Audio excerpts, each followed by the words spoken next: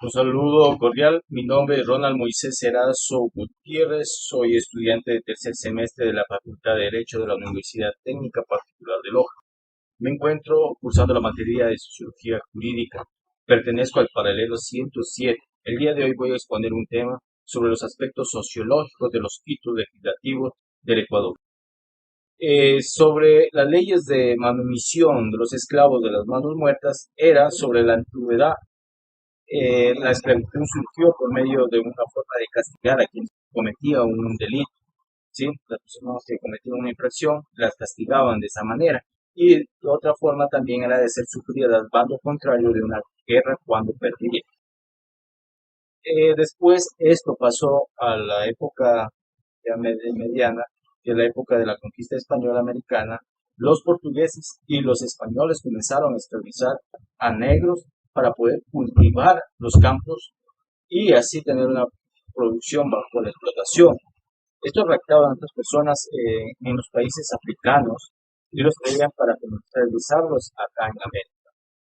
Brasil fue uno de los últimos países que abolió la esclavitud en el año 1888. Anteriormente ya lo había hecho Ecuador en el año 1851 por decreto de abolición por el general José María Urbina, quien, para garantizar la exitosa abolición de la esclavitud, él impuso un impuesto a la pólvora, ¿sí? Entonces, ¿para qué? Para evitar las confrontaciones entre la ciudadanía. Entonces, él creó una junta protectora de liberación de los esclavos, en la cual se encargaba de recaudar todos sus fondos para así ellos comprar la libertad de los esclavos. Ya en la época moderna ya no estamos viviendo esas épocas de esclavitud, pero igualmente han surgido delitos que se asemejan a negociación de los esclavos. La esclavitud, el marco jurídico ecuatoriano actual. El primer código de trabajo en el Ecuador ya surgió ya en el año 1938, o sea, estamos hablando después sobre las consecuencias de protestas sociales a la que recordamos una matanza que hubo el 15 de noviembre de 1922. Entonces, ahorita, ¿qué nos dice el Código de Trabajo sobre la esclavitud? Vamos a la parte que dice el artículo 3 del Código de Trabajo. Dispone que ninguna persona debe trabajar de forma gratuita, exceptuándose en los casos de emergencia climática o producida por otra persona, ¿sí? Todas las demás que requieren una remuneración.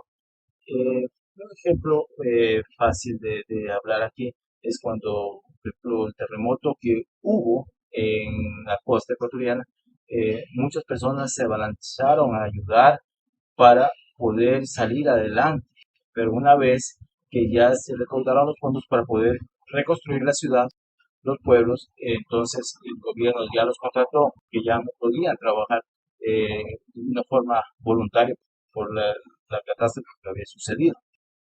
Ya en el artículo 4 de nuestro Código de Trabajo ya dispone que todos los derechos son irrenunciables, porque ningún contrato puede ser anulado de derechos del trabajo. La Constitución de la República del Ecuador, ya hablamos que en el artículo 326, numeral 4 de la Constitución establece que el trabajo, la remuneración debe ser equivalente, o sea, trabajas y se paga tu remuneración, ¿sí? En el artículo ya 66, numeral 2 señala que la prohibición de la esclavitud, la explotación, la servidumbre y el tráfico y la trata de los seres humanos en todas sus formas. También habla sobre que no se debe realizar estas cosas. Ya en el Código Orgánico Integral Penal, que nos da las sanciones para las personas que ya cometen estas infracciones, vamos a hablar sobre qué pasaría si una persona somete a otra persona a la esclavitud. Se establece que hay un delito ya. Entonces, en el artículo 82 del COI, con una pena privativa de libertad de 22 a 26 años de prisión, nos está dando ya esto.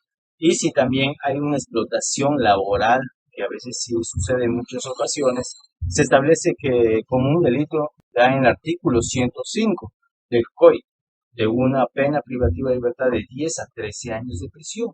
¿Sí? La explotación sexual también se establece como un delito en la actualidad y todavía existe esto. ¿Sí? En el artículo 101 del COI, con una pena privativa de libertad de 13 a 16 años de prisión.